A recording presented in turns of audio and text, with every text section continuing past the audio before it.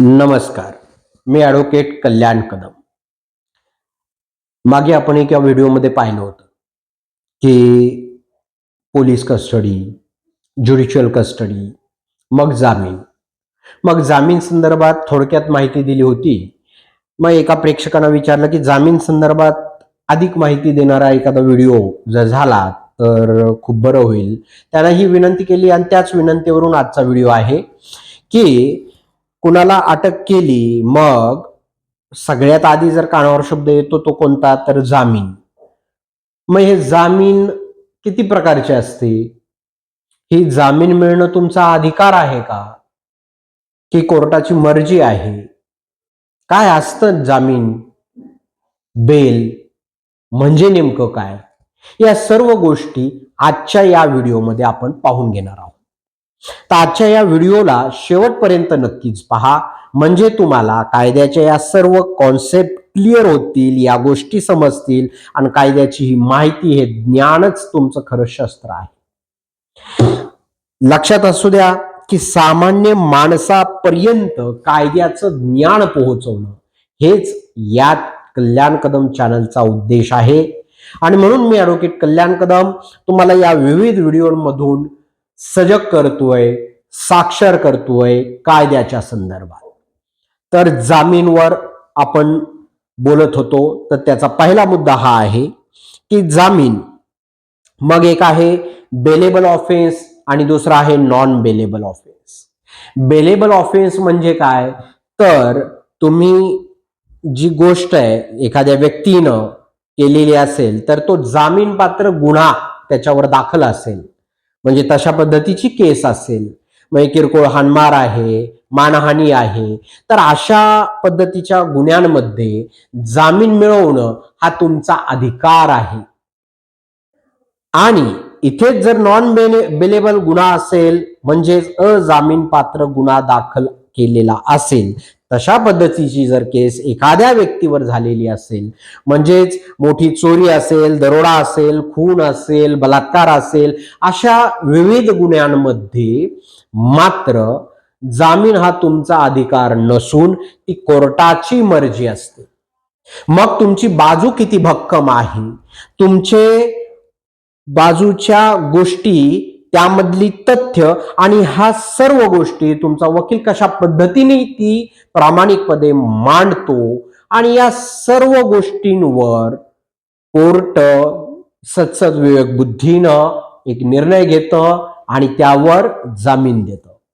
मग सन्मान्य कोर्टाने दिलेला तो जामीन काही अटी शर्तींवर असतो. म्हणजे जामीन म्हणजे काय, तर काही अटींवर तुम्हाला त्या गुन्ह्यातून मिळालेली सुटका.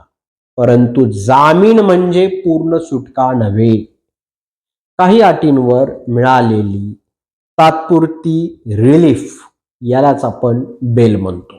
या बेलचे 3 प्रकारचे पुन्हा स्वरूप आहेत. नंबर 1, रेग्युलर बेल म्हणजेच नियमित जामीन. नियमित जामीन म्हणजे अटक केली गेली आहे आणि अटक केल्यानंतर मग तुम्हाला जो कायद्यातून, कोर्टातून मिळणारा जो जामीन आहे, त्या गुन्ह्याच्या स्वरूपानं जसं तुम्ही पहिले चर्चा करून सांगितलं तुम्हाला त्या पद्धतीनं. दुसरा आहे इंट्रीम बेल, म्हणजेच तात्पुरता जामीन. हा तात्पुरता जामीन म्हणजे निकाल येईपर्यंत तुम्हाला मिळालेली सुटका, काही अटींवर मिळालेल्या या सुटकेलाच, या जामीनला तात्पुरता जामीन, इंट्रीम बेल म्हटलं जातं. तर नंबर 3, ती म्हणजे महत्वाची, ती आहे अँटिसिपेटरी बेल, अटकपूर्व जामीन. मग अटकपूर्व जामीन हा केव्हा घेतला जातो? तुम्हाला शंका आहे की पोलीस तुम्हाला कोणत्या तरी खोट्या गुन्ह्यामध्ये अडकवणार आहेत आणि मग तुम्हाला अटक करणार आहेत.